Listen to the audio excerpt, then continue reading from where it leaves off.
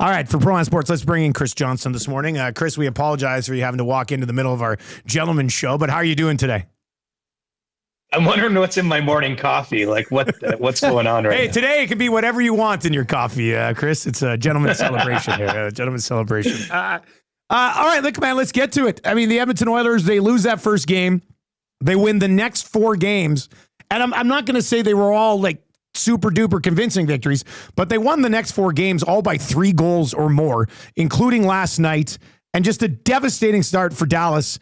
Were you expecting them in any way to be able to recover from what happened in the first 10 minutes of that hockey game? Watching it, no. You never know in the playoffs, and Dallas actually was a team that came back a few times in notable fashion during this playoffs. Obviously, game 1 of the series against Edmonton, but game 7 in the first round. But the way the Oilers are going right now, it felt like they jumped on them. Obviously, the whole Oettinger debacle was a factor in the way things went. And so when I saw him out of the game after 6 minutes or whatever it was, the way Edmonton was playing, it was pretty safe to be moving around all my travel plans for a Wednesday start to the Cup Final rather than next Saturday, which it would have been if the series went longer. So I felt pretty confident in that. And the Oilers, it's been a weird playoffs in some ways. Obviously, it's hard to remember now, but those 2 losses to LA out of the gate and some questions about if a team was going to be healthy enough, how it was all going to fit together. But we arrive here now at the Stanley Cup Final, and they look like a wagon. They look kind of like a team of destiny, a team that is very, very focused. I mean, I loved everything I saw and heard from Edmonton post-game. I tried to watch a lot of it last night, and they just, it just feels like it's their time to get the job done, and now they got to go out and execute. It's all business right now. And we'll set up the series against Florida here in just a second. But you're right. I mean, they lost the first 2 against Los Angeles, and it wasn't looking good. Since then, they are 12-2, and the losses were Draisaitl put one into his own net with 0.4 seconds left and a penalty kill implosion at the beginning of this series, and that's it. I mean, they've been outstanding. You mentioned the Oettinger debacle, I believe is how you described it. What did you think of DeBoers' handling of all of that? And I mean, in the end, I guess it didn't end up being the right call, but I'm not sure if it would have changed anything if he stayed in. But what did you think of how that all went down? Well, part of what I'm here usually to do is tell you the story behind the story. I don't know the story here, but it just feels like more than one decision in that game, right? Yeah. Like it's just such a puzzling move with a player who's just signed an 8-year contract. I'm not saying Pete DeBoers is worried about everyone's cap sheet when he gets into a big game like that with his team season on the line. But, obviously Oettinger is clearly a huge part of the Stars' present and the future, was frankly a big reason why they managed to get through those first 2 rounds. I mean, if you look at why this team isn't playing any more games after last night, it's because they don't score enough. And the 2 goals that Oettinger gave up, I think we would, I don't know where all the high danger people scoring at home go, but I mean, those are 2 chances that I think most goaltenders in the league would give up, and credit to the Oilers players for creating them and finishing them. But, I just didn't see a goalie. It wasn't like he let one in from center.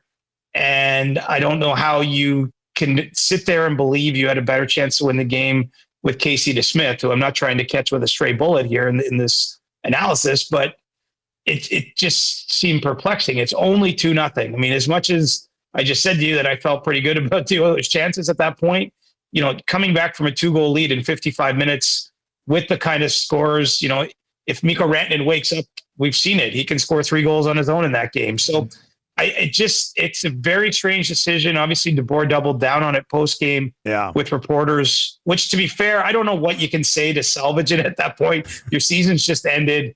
Everyone's coming into that media room with pitchforks. Like I'm curious to see, I guess, where it goes from here, but it's the sort of moment that feels like it could have longer ranging, repercussions.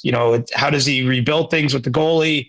What's his own future in Dallas look like? I mean, it's crazy to think a coach could ever be fired after back-to-back trips to the conference final, no matter what goes on. But it just feels like there's going to be a lot to repair out of that moment. And it was very strange watching it from afar, like not being, maybe if I covered the Stars every day, I would say, yeah, this was coming, but I didn't see it coming from my couch last night.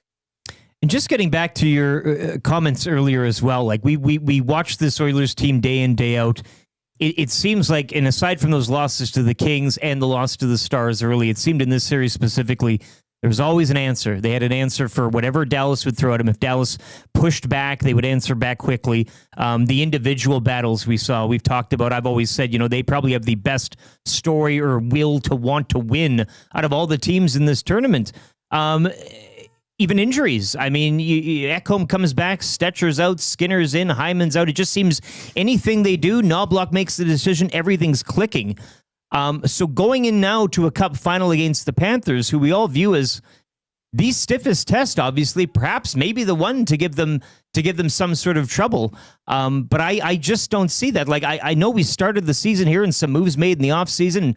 Some people may have argued this is maybe a weaker team on paper, but they sure look almost 10 times better now than last year. And we're talking about Zach Hyman not being able to play and Ekholm not at 100%. So, I mean, just your thoughts heading into this series with Florida and the big bad Panthers.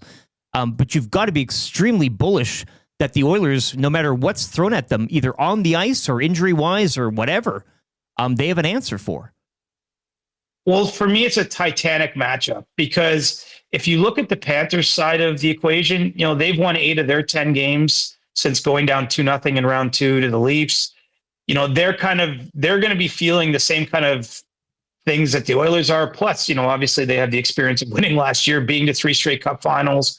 I mean, there's sort of historical ramifications. And then there's just 2 teams that look like they have been the absolute class of their conferences meeting in the final. And let's face it, for all kinds of reasons, it doesn't always happen that way in the NHL.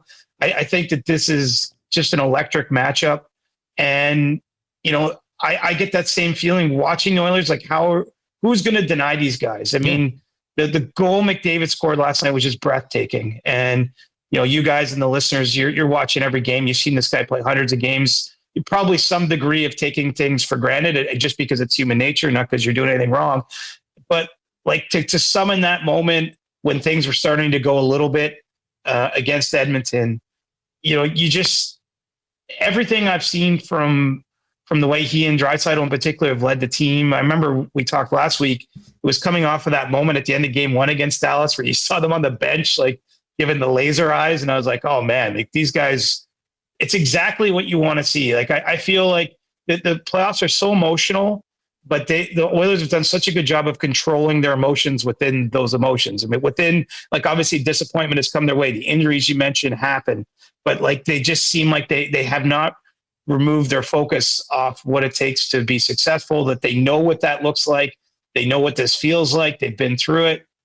I mean, what makes me so excited is I don't know how it's going to go. Like I would, if I had to pick, and it's not just because I'm doing a show based out of Edmonton, I'd be picking the Oilers right now, but it will not surprise me if this thing goes to like double overtime in game 7, because I just don't see a lot between the teams to say, okay, here's like a real glaring weakness. Like I just think it's true power on power, teams that know what it takes, teams that have the star power, teams that have like the will and the desire, they have a track record. Like it's going to be an awesome series, I think. And I really can't wait to see it get started, because it's felt like for me since the second, certainly it's conference finals, like this was going to happen. Like I've been waiting for it. Now we actually get to watch it, because it just doesn't feel like the other teams were up to the standard that Edmonton and Florida were this year. Chris Johnston with us on the show this morning for Pro-Am Sports. I thought last night was the perfect example. Like they lose Zach Hyman, and what happens to start that game? The guy who's kind of taken over for him on PP1, Corey Perry, scores a goal. Bottom 6 gets you a goal. And then the guy who replaced you in the lineup gets a goal. Hits right? by committee. McDavid was brilliant last night. He seemed like a man on a mission. But the way that the depth guys have contributed this year, I think gives the Oilers a really, like a fighter's chance here against a very good Florida Panthers team. And, that's something that sort of clicked once they put everybody together come playoffs, which can be a risky proposition. But those depth guys have paid off big time for Knoblauch, haven't they? 100%. And there was so many unknowns there between, Trent Frederick barely playing down the stretch, obviously after being acquired from Boston. Evander Kane hadn't played since last year and started the Cup final. There was just John Klingberg has been excellent for a guy who missed a year with a hip injury and didn't frankly look excellent during the regular season, but something's come together for him. I don't know what was expected of Troy Stetcher, but he gave so many good minutes playing with Ekholm out. Like it's been crazy. It almost feels like the recipe has come to a boil right at the moment you would want if you're the Oilers front office or coaching staff. And you're right, it doesn't always happen that way. I mean, all those things that I'm listing as a positive, you could say would be a negative. Like, oh my God, these guys haven't played together. There's no chemistry. What are the odds that they're all just going to find their games? But they've managed to make it happen. And the result of that is you look at a team that's got just, it feels like endless options. I mean, I'm not going to put any positive spin on the Zach Hyman injury because I do think he's an important culture guy. The way he was playing in the playoffs, a man possessed, just finishing every check. Like it's not good to lose him, but I think that they are capable of withstanding that. And certainly game one without him looked pretty good last night. The same with the blue line. I mean, when Ekholm went down prior to the playoffs, I actually thought that alone could be the kind of thing that sinks the team, just because he's such an important defensive force for Edmonton. And obviously, the forces of the team overpowered that. So, I mean, it's been kind of a remarkable year. It's a bit of a dream year to this point. And, now we'll see if they can put a dream finish on it. CJ, as always, man, we really appreciate the time, and we'll catch up next week. I'm coming to Edmonton next week, boys. I can't wait. Yeah. Safe travels, man. Safe travels. This place is going to be absolutely rocking. There you go. That is Chris Johnston. Find him on Twitter and X at Reporter Chris. A fine gentleman and a very good conversation about the victory. Yes. Another splash of the Swiss Army, I do believe. I say enough Swiss Army in the studio this morning.